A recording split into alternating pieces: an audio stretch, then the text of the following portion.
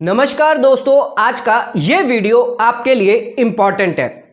अगर आपके पास saving bank account है, उसमें आप कैश डिपॉजिट करते हैं और कैश डिपॉजिट जो आपने किया है, जिस इनकम को आपने अपने इनकम टैक्स रिटर्न में नहीं दिखाया है, यानी अनएक्सप्लेन आपका कैश डिपॉजिट है, तो इनकम टैक्स डिपार्टमेंट द्वारा उस कैश डिपॉजिट का आपका एडिशन कर दिया जाता है, यानी वो आपकी इनकम मानकर आपकी इनकम टैक्स यानी टोटल इनकम में ऐड कर दिया जाता है।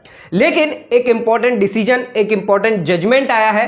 अब आप अगर कैश डिपॉजिट करते हैं और रेगुलर कैश डिपॉजिट और विड्रॉल करते हैं, तो उस केस में जो भी पीक बैलेंस होगा सिर्फ वही एडिशन किया जाएगा, यानी जो सबसे ज्यादा हाईएस्ट बैलेंस होगा उसी को जो है एडजस्टमेंट यानी एडिशन करके आपकी इनकम में ऐड किया जाएगा। पूरा का पूरा जितना भी आपने कैश डिपॉजिट किया है वो अब आपकी इनकम का पार्ट नहीं होगा। दोस्तों, एक इंपॉर्टेंट डिसीजन है, एक इंपॉर्टेंट जजमेंट है। अगर कोई कैश डिपॉजिट करता है और रेगुलर कैश डिपॉजिट और विड्रॉल करता है, तो उस केस में पीक क्रेडिट बैलेंस जो है वो देखा जाएगा, यानी जो भी हाईएस्ट बैलेंस होगा कैश डिपॉजिट और विड्रॉल का, वो देखने के बाद जो भी हाईएस्ट बैलेंस होगा उसका एडिशन वो आपकी इनकम टैक्स में किया जाएगा, ना कि जितना आपने कैश डिपॉजिट किया है। मान के चलिए आपने 50 लाख रुपए कैश डिपॉजिट किया है, लेकिन आपका पीक बैलेंस सिर्फ 20 लाख रुपए ही है, तो आपका 20 लाख जो एडिशन होगा, ना कि 50 लाख रुपए। एक इंपॉर्टेंट जजमेंट, एक इंपॉर्टेंट डिसीजन जो है वो दिया गया है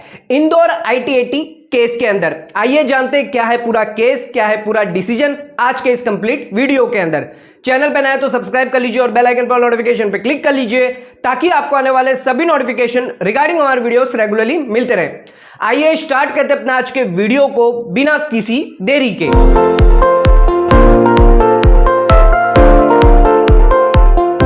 तो दोस्तों, आइए स्टार्ट करते हैं अपना आज के वीडियो को और बात करते हैं सबसे पहले केस की डिटेल के बारे में। यह केस रजिस्टर हुआ है income tax appellate tribunal Indore के अंदर। इसका ITA नंबर है 478/इंदौर/2023 है। असेसमेंट ईयर 12-13 का यह केस है। SC जो है इस केस के अंदर विशाल बलवानी है और इस केस का जो डिसीजन दिया गया है 20 मार्च 2024 को, यानी लेटेस्ट जजमेंट है। यह केस जो किया गया है वो है AO द्वारा और CIT अपील द्वारा एडिशन किया गया है जो भी कैश डिपॉजिट किया गया है। 33,26,105 रुपया कैश डिपॉजिट हुआ है, जिसका AO ने और CIT अपील के अंदर भी दोनों के अंदर ये एडिशन किया गया है। SC द्वारा IT-80 के अंदर ऑर्डर जो है CIT अपील के अंदर पास किया गया, उसके अगेंस्ट ये अपील करी गई है। आइए सबसे पहले जानते हैं फैक्ट ऑफ द केस के बारे में। SC जो एक इंडिविजुअल है जिसने अपनी इनकम टैक्स रिटर्न फाइल करी है 5,16,000 अपनी आय बताते हुए पूरे साल के अंदर, लेकिन AO ने इनका केस जो है वो रीओपन कर दिया 148 के अंदर, जिसके अंदर एडिशन पूरा का पूरा जो कैश डिपॉजिट था बैंक अकाउंट के अंदर वो पूरा एडिशन कर दिया 33,26,000 रुपए। अब AO का यह सबमिशन था कि पूरा का पूरा एंटायर जो है कैश डिपॉजिट नहीं होना चाहिए, क्योंकि रेगुलर कैश डिपॉजिट और विड्रॉल जो है वो किया जाता है, जिस वजह से सिर्फ पीक क्रेडिट बैलेंस जो है वही एडिशन होना चाहिए। SC द्वारा सबमिशन किया गया प्री क्रेडिट बैलेंस की डिटेल सबमिट करी गई, जिसके अंदर 3,15,750 रुपए ही पीक क्रेडिट बैलेंस है, उसका ही एडिशन होना चाहिए, ना कि 33,26,000 रुपए का।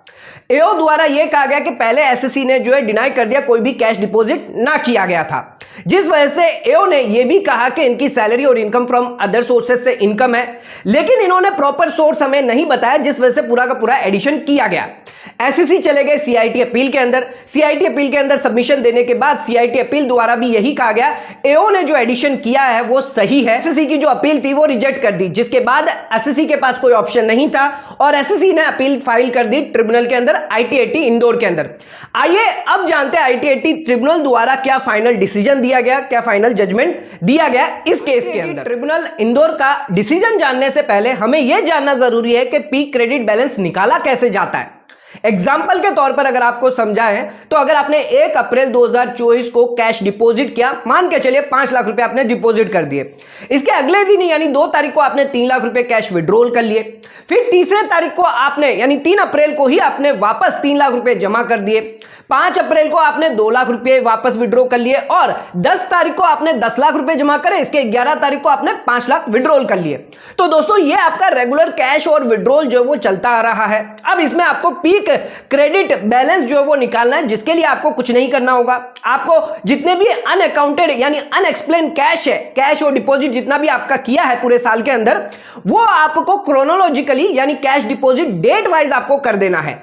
पहले आपका आ जाएगा 1 तारीख का जो भी आपने डिपॉजिट किया है 5 लाख रुपए। अब इसका आपको क्लोजिंग बैलेंस निकाल लेना है, यानी वही 5 लाख रुपए आपके क्लोजिंग बैलेंस हो जाएंगे। 2 तारीख को आपने विड्रॉल किया था 3 लाख रुपए, तो आपका जो 5 लाख ओपनिंग था और 3 लाख आपका विड्रॉल था, तो 2 लाख आपका क्लोजिंग हो जाएगा सेकंड एंट्री के अंदर। थर्ड, आपने फिर से 3 लाख रुपए जो जमा किए 3 तारीख को और 2 लाख रुपए आपका बैलेंस था, तो 5 लाख रुपए आपका वापस क्लोजिंग रह जाएगा। चौथी एंट्री, आपने 2 लाख रुपए जो विड्रॉ किए हैं और 5 लाख रुपए थे, तो आपका 3 लाख रुपए क्लोजिंग रह जाएगा। 10 तारीख को आपने 10 लाख रुपए जमा किए, तो 3 लाख रुपए आपका ओपनिंग था, जिस वजह से 13 लाख रुपए आपके क्लोजिंग रह जाएंगे। फिर आपने 11 तारीख को 5 लाख रुपए विड्रॉ करे, यानी 7 लाख रुपए आपके क्लोजिंग रह जाएंगे।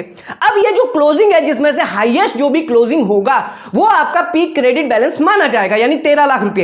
ये 13 लाख रुपए जो वही एडिशन होंगे, ना कि जो 18 लाख रुपए आपने कैश डिपॉजिट किया है। तो एक फर्क जो है पीक क्रेडिट बैलेंस से आ जाता है, जो भी आपने कैश डिपॉजिट किया है वो आपकी एडिशन ना किया जाए, ये एसएससी का कहना था। जो भी पीक क्रेडिट बैलेंस है यानी 13 लाख रुपए जो है वो कैश एडिशन जो है वो आप कर सकते हैं, लेकिन आप 18 लाख रुपए ना करें, क्योंकि रेगुलर कैश डिपॉजिट और विड्रॉल जो वो किया जा रहा था। ITAT ट्रिब्यूनल द्वारा यह कहा गया कि एसएससी ने जितना भी डिपॉजिट था वो स्टेटमेंट और डिटेल जो है वो प्रोवाइड करवाई थी, जिसके अंदर पीक क्रेडिट बैलेंस जो है उसका भी डिटेल और स्टेटमेंट दिया गया था। एसएससी का यह कहना था रेगुलर, क्योंकि डिपॉजिट और विड्रॉल किया जा रहा था डेली बेसिस पर, तो विड्रॉल को जो है वो डिनाई नहीं किया जा सकता, उसको भी सोर्स माना जाएगा जो भी आपका डिपॉजिट हुआ है, क्योंकि जब विड्रॉल हुआ है उसके नेक्स्ट डे पर या सेम डेट पर ही जो है डिपॉजिट किया गया है, या फिर with in short period of time के अंदर अंदर डिपॉजिट पैसा कर दिया गया है, तो विड्रॉल को जो वो इग्नोर नहीं किया जाए।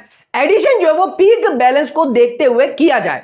राजकोट का एक इंपॉर्टेंट केस था सागर नवीचंद चांडे, जिसके अंदर यह इंपॉर्टेंट डिसीजन दिया गया कि जो पीक क्रेडिट बैलेंस है उसके हिसाब से जो एडिशन होगा, क्योंकि अगर कोई बिजनेस रिसिप्ट जो है एसएससी की अगर एक्सेप्टेबल नहीं है, तो उस केस में पीक क्रेडिट बैलेंस जो है वो देखा जाए, उस पर टैक्स किया जाए, ना कि पूरा का पूरा एंटायर डिपॉजिट पर। उस केस के अंदर कैश डिपॉजिट 11.5 लाख रुपए था, पीक क्रेडिट बैलेंस जो वो था वो 1.5 लाख रुपए था, और उसने ऑलरेडी इनकम जो एसएससी ने दिखाई थी वो 1,02,000 रुपए, तो सिर्फ 47,000 ही एडिशन किया गया, यानी 1.5 लाख रुपए जो एंटायर टोटल इनकम मानी गई, जिसके अंदर 1,02,000 ऑलरेडी इनकम डिस्क्लोज कर दी थी, तो 47,000 ही सिर्फ एडिशन किया गया। ITAT इंदौर ट्रिब्यूनल द्वारा भी इस केस के अंदर यही डिसीजन दिया गया, पीक क्रेडिट बैलेंस जो है वो 3,15,750 रुपए वही एडिशन होगा, वही इनकम में ऐड किया जाएगा। 33,26,000 जो एडिशन नहीं होगा। इस अपील को जो वो पार्शियली अलाउ किया गया। 20 मार्च 2024 को इसका फाइनल डिसीजन दिया गया, और इसके अंदर फाइनल डिसीजन यही दिया गया कि पीक क्रेडिट बैलेंस यानी डिपॉजिट और विड्रॉल का अगर कोई आउटस्टैंडिंग बैलेंस अगर हाईएस्ट निकल के आएगा उसका ही एडिशन होगा, ना कि पूरा का पूरा आपका कैश डिपॉजिट। एक इंपॉर्टेंट डिसीजन, एक इंपॉर्टेंट जजमेंट इस केस के अंदर दिया गया है। तो दोस्तों ध्यान रखिएगा, अगर आप रेगुलर कैश डिपॉजिट अगर विड्रॉल करते हैं तो उस केस में आपने जितना भी डिपॉजिट किया है अगर वो डिस्क्लोज नहीं किया है और इनकम टैक्स ऑफिसर द्वारा उसका एडिशन किया जाता है, तो आप पीक क्रेडिट बैलेंस जो है स्टेटमेंट निकालकर यानी डिपॉजिट और विड्रॉल का क्रोनोलॉजिकली डेट वाइज आप निकालकर बैलेंस है हाईएस्ट बैलेंस देख बता सकते हैं कि इसको एडिशन आप कर सकते हैं as per peak credit balance formula के हिसाब से। आपका पूरा का पूरा जो भी कैश डिपॉजिट है, क्योंकि कई बार ऐसा होता है कि लोग कैश डिपॉजिट यानी विड्रॉल करते हो सेम उसी को डिपॉजिट कर देते हैं, नेक्स्ट डे डिपॉजिट करते हैं, 1-2 दिन के अंदर डिपॉजिट करते थे, जिस वजह से उनकी कोई एक्स्ट्रा इनकम नहीं होती है, लेकिन इनकम टैक्स डिपार्टमेंट द्वारा ये क्लैरिफाई या सोर्स प्रूव नहीं किया जाता और एडिशन हो जाता है, तो उस केस में आप पीक क्रेडिट बैलेंस का फायदा उठा सकते हैं, इस केस का जजमेंट का फायदा उठा सकते हैं और इसका बेनिफिट आप ले सकते हैं। दोस्तों एक important judgement, important case, important benefit जो इस केस में दिया गया है। होप सो आज का वीडियो अगर आपको पसंद आए तो वीडियो को लाइक, सब्सक्राइब, शेयर करना ना भूलें। आज का वीडियो यहीं खत्म करते हैं। धन्यवाद।